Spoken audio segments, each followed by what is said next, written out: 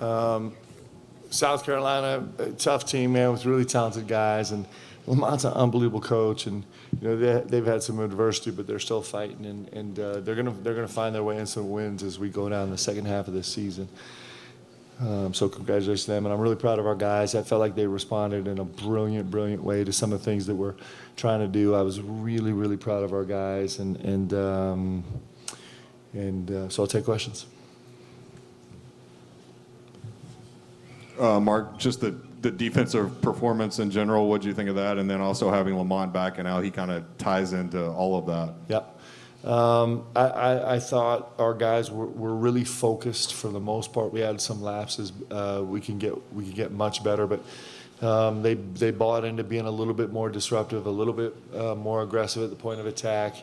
Our rotations were okay-ish in a growing process. I thought our bigs were pretty diligent in their assignments. They had complicated assignments tonight.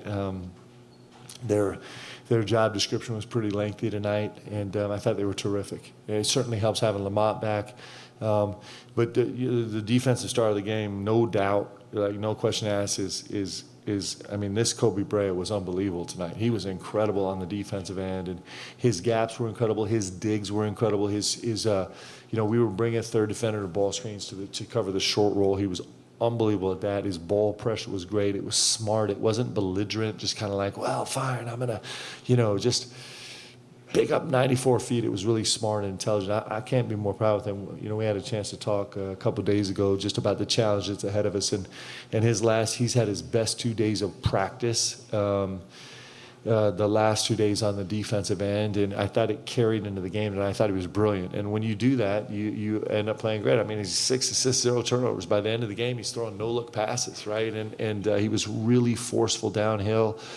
So all of that stuff was an add-on to him being so good defensively. I thought he was exceptional, and it very much helped us having Lamont back, just his presence. He's kind of, we just taped him up and rolled him out there, but his presence certainly helped us for sure. Coach, of course, you guys missed having Lamont, but Coach Paris talked about it got people back in their normal roles, and then when Lamont came out, Jackson slid over to the point guard again. Yeah. How important was these last few weeks to see what some other guys were capable of and getting more comfortable in roles that maybe needed in later? Yeah, it's certainly we have a real comfort level with Jackson at the point now that we didn't have before, because he's been there 40 minutes a game for the last 4 games, right? But and so that helps us. It gives us a little bit. It gives us a little bit more leeway in kind of how we work the rotation. I just like to get those two guys healthy. So it's nice to have them on the floor. That's step one. Can we get them on the floor healthy? It'd be beautiful. Yep, Mark, over here. On Kobe, you're talking about Kobe being exceptional. How much of coaching is getting kids to do maybe something they didn't even know they were capable of doing? Well, I think the great coaches have a magical touch about that, right? We're a work in progress here. But what really makes great coaches is it's just like great teachers. It's great students is probably the way more important component of a student-teacher relationship. It's great students. It's students that are hungry and passionate and willing and humble and curious that we talk about all the time. And you also get to points in your journey where you might be more willing and desperate to listen and try a new path, right? And so that's why, I'm going to get really philosophical. That's why it's so fun to coach, is because the game kind of rips you to pieces and it puts you in a really vulnerable spot, and it makes you humble, and it makes you willing to try new things and desperately search for answers. And those are really fun students to have.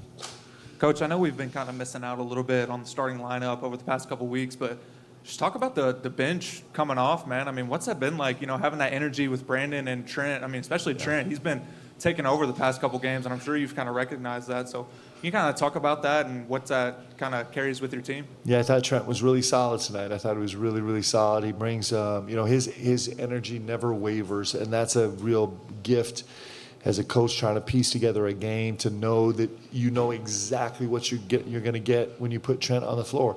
And that includes some young mistakes, and it includes some places where he's uncomfortable. You know, his first possession against the 1-3-1, he kind of froze up a little bit. That's what young guys do, right? But you know that. But his energy is always the same. And it's always the same every day in practice. And his focus is always the same. And he's been a real gift. And I thought Brandon Garrison was terrific tonight. Minus one moment that we would like to take back, I thought he was actually really, really special tonight. Coach, right over here, to kind of piggyback off of that, Brandon seems like a unique character, to say the least, on and off the court. How do you kind of balance the good Brandon energy and then maybe some of the bad Brandon energy that you just talked about? It's all good, Brandon. It's all good. You know, we don't love people in slices. In fact, what makes people great is the whole thing, right? And he's I mean, if you spend 2 seconds with Brandon Garrison, you can't help but love him because he's got a joy and an innocence and a passion about him, and a willingness, and he's just like, there is not a duplicitous bone in his body in the sense of like how he approaches people. When you see his face, he's kind of wide-eyed and big smile, and he's just kind of like, you know, going to tell you how he is and how he's feeling, what he's doing, and he got a real joy to him. He's a special young man. It's a real pleasure to coach him, and he's growing. He's you know, sometimes we talk about some of the growth that happens underground, like the roots growing. And we're seeing moments from him, but his foundation right now is growing so solid and so wide. He's preparing himself for major, major jumps. And he's got a really terrific future. He's got a future that's going to be so stunning that he won't be out of his mind excited when he bangs a three, because that'll become really, really normal.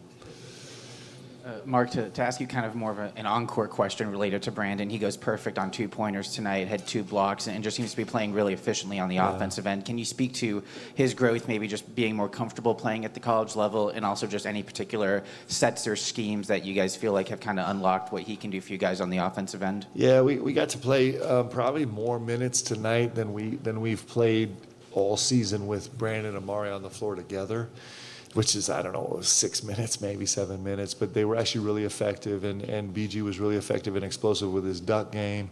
I thought with his defensive assignments tonight, we were blitzing certain ball screens. We were down weak blitz, and he actually, in the second half had a blitz away from our bench on the left wing where it was really, really aggressive. Got in a trap, stayed a little bit too long in the trap. We got behind on the rotations, and he came from behind and like made the next effort. Coach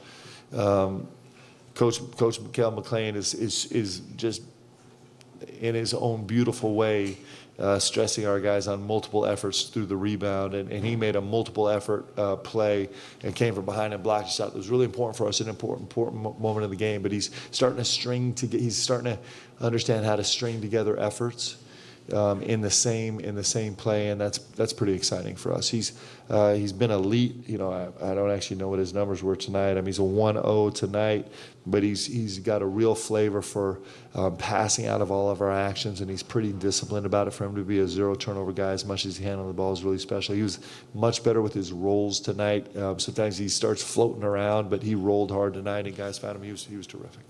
Coach, can you just talk on the play of Amari Williams over the last couple games, a triple-double last game and then plus 32 tonight? How big is he for your team? Well, he's really big.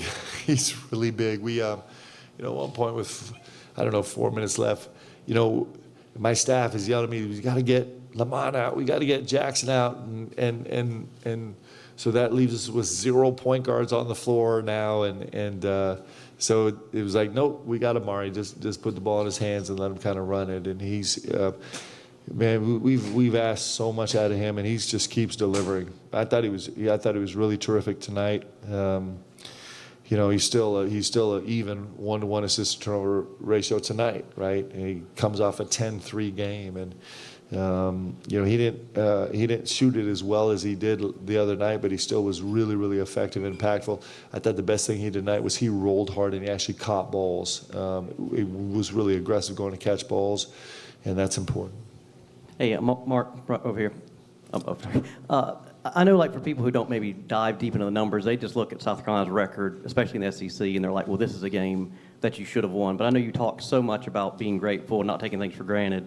How much does this mean just to get back in the win column and to do it, so decisively? It means a lot. This is really important to us. Every game is the biggest game we've ever played. But as you go through the course of the season, this is really important for us. It was important in a lot of ways. I woke up at 3 o'clock in the morning, after sleeping for 2 hours and couldn't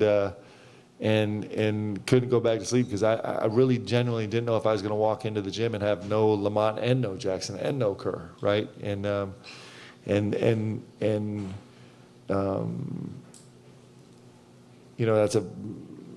would have been a really beautiful challenge for us. And so this game is really important, one, because it's a win, but two, because it got those guys on the floor. They got through the game, and they're still alive. And every day we can get them where they can be a little healthier is a bonus. So that's probably one of the best parts of the game. But the fact that we could do it with a win and is really, really important. It's the fact that Lamont could get on the floor. I'm going to tease Lamont about his first layup at the rim. Did you guys remember that? It was really shaky, but that's what happens when you haven't dribbled the ball for 2 weeks, right? And but he was terrific. He got better and better. But having him a couple game reps, we know how potent he is, and he's going to learn how to do it a different way. He's wearing a brace. It's like a tank on his shoulder, but it's really nice to have him back. So it was important for a whole bunch of reasons. And this South Carolina team is really good. I mean, they lost to Auburn by 2. They were up 5 against Florida with 1 minute left. I mean, they've been competitive in every single game. It's a good team with really talented players. So there's no easy games in this league. This is certainly not one of them. And so we're really happy to get a win and for all of those reasons. Okay, thanks, guys.